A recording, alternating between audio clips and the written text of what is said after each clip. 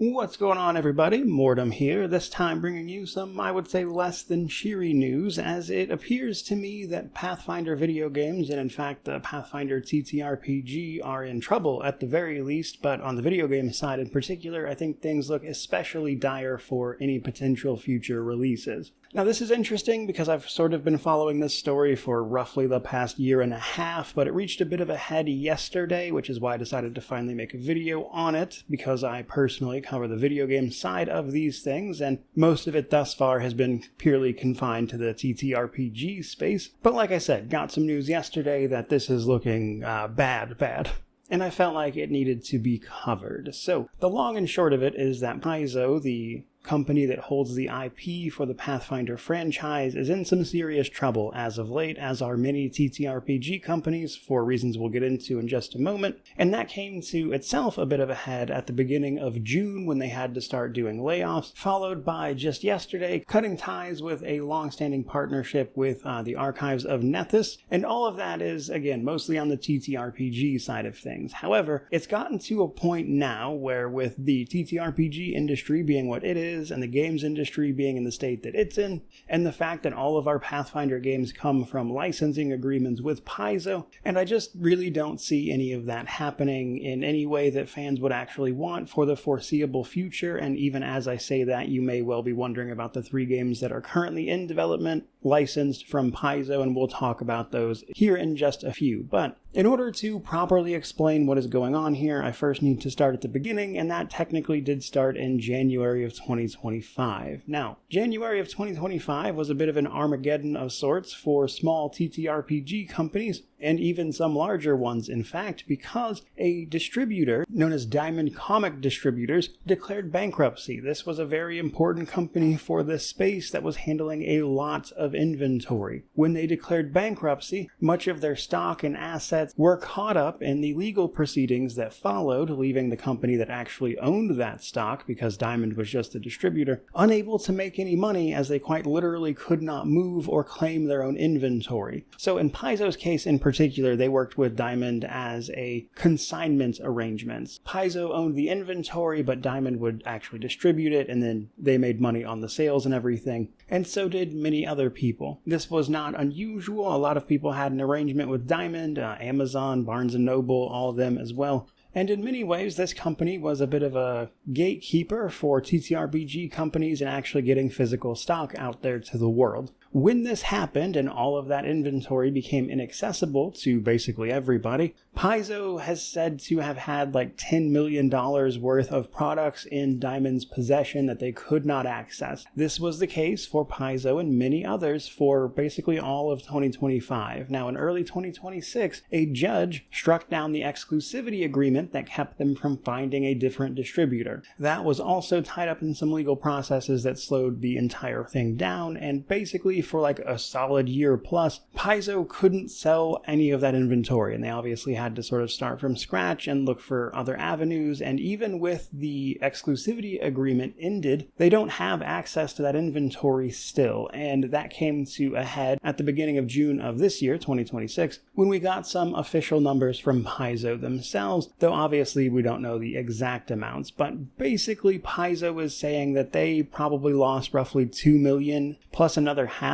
that they wrote off from not having access to this roughly $10 million worth of inventory. As a result of that, they restructured and everything. They ultimately laid off about a dozen people, and things were not looking great, obviously. And it looks like they were actually a little more desperate than that would have initially led you to believe, because just yesterday, for the time of this video, they cut their licensing agreement with the Archives of Nethys. This is essentially just a website that would take the many rules of Pathfinder and Starfinder and put them all in one place for people to find and access from the upcoming releases via this partnership on day one. So this would give you access to everything that was added by new rule books and things in terms of actual game mechanics. Now, it didn't give you access to things like the stories or the adventures themselves, which is important because a lot of what Pathfinder's modules and adventure paths were really all about was the quality of those overall.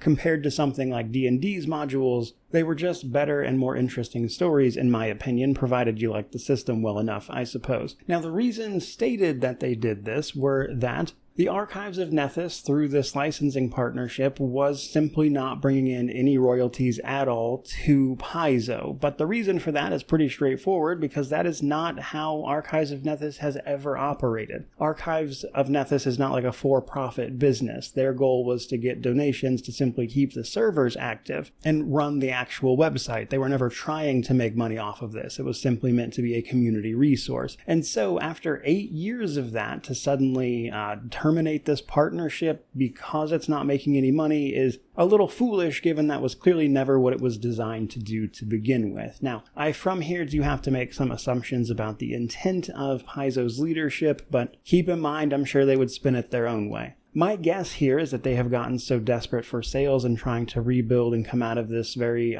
tense moment by trying to make sure that they get the sales from people who want to see the rules from this stuff day one. Because keep in mind, them ending this partnership with the Archives of Nethys doesn't actually prevent that website from posting like rules and stuff. It just means that they won't be accessed day one. They also cannot use the official art that isn't compliant with their community rules, and then from now on they're going to have to actually buy those source books and stuff themselves out of pocket to post all of the information and everything up there for everyone to see. So I would imagine what Paizo is hoping would happen here is that they get access to the sales that they think they are losing by somebody looking up the rules from these new rule books on this website. But I think this is a very poor long-term decision, simply because it erodes customer trust for starters, but also Pathfinder, especially as a sort of TTRPG, has a very scattered rule set. There are just tons and tons of books that have access to different rules and everything, and while you get the core of it from the core rulebook, of course, all of the extra stuff that people might want to play with is scattered across all of these different places, and the Archives of Nethys was really the only place you can look for all of that stuff in one place. And because of that, as a sort of unified source of information, I actually think the Archives of Nethys was probably putting more people onto Pathfinder than whatever sales Paizo thinks they're losing, and not to mention, again, the loss of trust that they're going to have to deal with from ending this partnership. But all of that is just the TTRPG side of things. Feel however you want about it. That's just sort of the situation as it stands. Paizo is struggling. That is undeniable. They are trying to avoid going out of business at this point, and they are making decisions like this to feed into that. And so,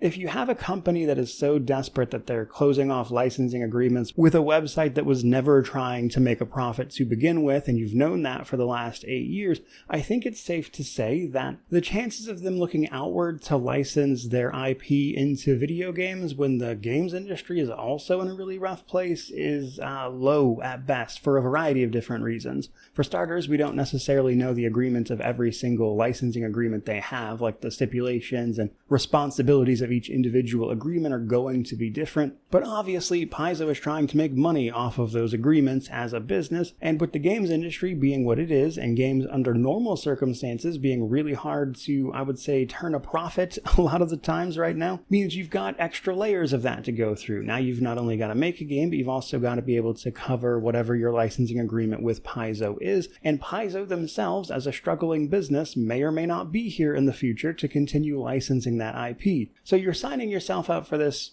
perilous situation, in my opinion, by doing any of this. So if you're somebody like Owlcat Games, who has definitely made the most popular of the Pathfinder video games, you have to sit down and ask yourself if that's something you really want to get involved in, especially if you're Owlcat, as they've got a ton of stuff going on that's honestly doing better than Pathfinder ever did for them, even though Pathfinder did do well for them. And while I am obviously not privy to the business decisions Owlcat chooses to make, I cannot imagine personally signing up for an agreement with Paizo right now. You would obviously want them to right this ship before you even started considering something like that. And I think that is going to take a significant period of time, and we'll see if Paizo makes it out of that at all. So just right there, in terms of any new games being signed off on or greenlit, obviously we don't know for sure, but my money's on probably not. Now, you take that, and then you talk about the games that are already in development. You may well have noticed Pathfinder isn't exactly known for its blockbuster video games.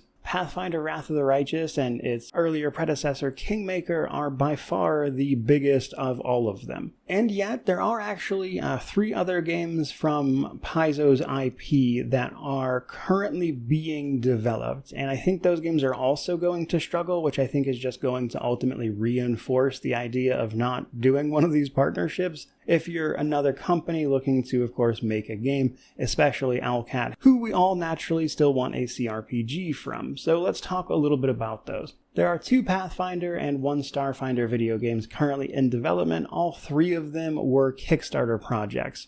They are in various states of being done, but for ease, let's talk about the Starfinder one first. This was kickstarted towards the end of last year in 2025. They had obviously done some work prior to that. They did some playtesting earlier this year, and they're supposed to hit an early access release sometime this year before the year is out if they are still on track. Now, the problem with this game is that it's a bit of a niche within a niche. I really enjoy this kind of thing. I hope it does super well. I think Starfinder is very interesting, but it's also going to be a relatively small in scope game from an IP not a lot of people are familiar with, as Starfinder is certainly not as popular as Pathfinder, even though the rules are pretty much the same and it is primarily a sort of setting swap, if you will. It's also from a relatively unknown developer, and while there's a lot of potential there, you've got people like Neil Newbon doing some of the voice acting and directing it as well, and there's some hope that that game does well. I think it's going to suffer from people just kind of waiting to see what happens with it, and if it turns out to be successful, especially over the course of its early access. So that's sort of a long-term thing regardless.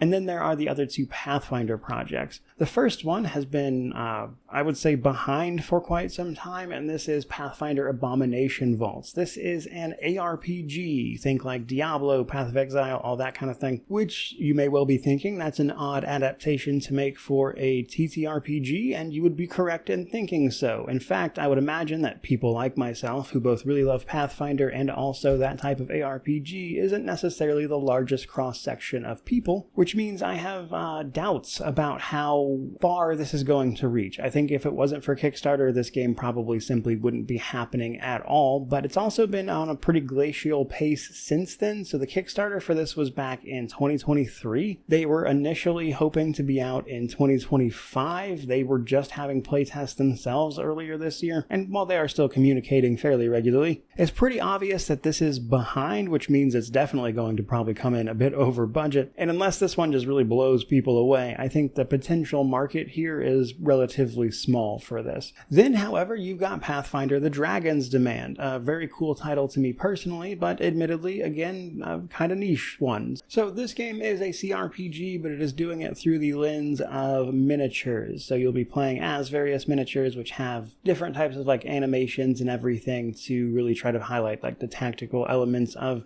the Pathfinder system, as you would imagine, and there is certainly more to it, and I've covered it myself here and there in a few places. I ultimately think the sort of miniature art style and everything is going to make it, again, a bit more of a niche product, even if I think it's really cool. And it's another situation where I think Kickstarter is really the reason this is getting made. And so when you start bringing all of those together, you've got Paizo, the IP holder, who is really struggling, the entire games industry who's struggling, but also the 3 games that are in development are waiting to be seen in terms of, how successful they wind up being and if that's something you might actually want to take a gamble on, especially given the IP holder's precarious situation financially. And suddenly you've just got a lot of barriers between you and a Pathfinder video game, let alone a CRPG that I would really want. And so, unless a company with a surprisingly great background comes in and tries to get some sweetheart licensing deal because they always wanted to make a Pathfinder game, I just don't see how this happens. Like, obviously, it could, potentially. There's always that, 1 in a million chance, but just with everything going on and the entire situation around all of these industries, the video games, etc., I just don't see it. I mean, again, the person you would want making these games the most is Owlcat. They're also working with The Expanse now. They've got Dark Heresy coming. Rogue Trader's a fantastic game all on its own. They don't even own the rights to Kingmaker anymore. And so, again, just the one company you would want to potentially take up that mantle also just doesn't really have a reason to, and that's before you even start talking about all their other unannounced projects that we know they're working on. And thus, long story short, the hope for a Pathfinder video game is bleak. I simply don't think it's going to happen anytime soon. I think you would need at least a couple of years period for both the TTRPG space as well as the video game space to hopefully normalize. And even then, assuming that went perfectly and they got somebody signed up immediately, it would take years for that game to develop, and then whether or not you'd have somebody do that depends on the success of, I would say, several niche titles sort of proving the approach. And if I'm being real honest, I don't think a couple of them will be in terms of like blockbuster hits or anything like that. I think making an okay profit is a pretty lofty goal for all three of them. And so, as much as I really don't like the news, especially following the recent news that Pillars of Eternity is probably also on ice for the foreseeable future, that is to say the world of Aeora, that universe at large, and it's definitely a gigantic bummer all around, but just being real, I just don't see a situation where we get, say, a Pathfinder CRPG. But to sum it up as succinctly as I can, this sucks, but I don't think we're getting any Pathfinder video games for quite some time, several years at best, discounting the three that are currently being worked on, but again, I don't see those being successful enough to warrant any follow-ups. But as always, we will ultimately see what the years ahead bring. But given my love of all things Pathfinder, I figured I might as well go ahead and make this video now, for anyone who might have still been holding out hope, I suppose. But that is pretty much going to do it for today. Certainly hope you enjoyed the video, I guess. Feel free to hit the like button in solidarity, I suppose. But that said, I would be curious to hear everyone's thoughts on this, and with that in mind, certainly feel free to like, comment, subscribe, all that YouTube jazz. But regardless of any of that, truly, just thank you so much for watching. I really do appreciate it. May you wander in wisdom and have an amazing day.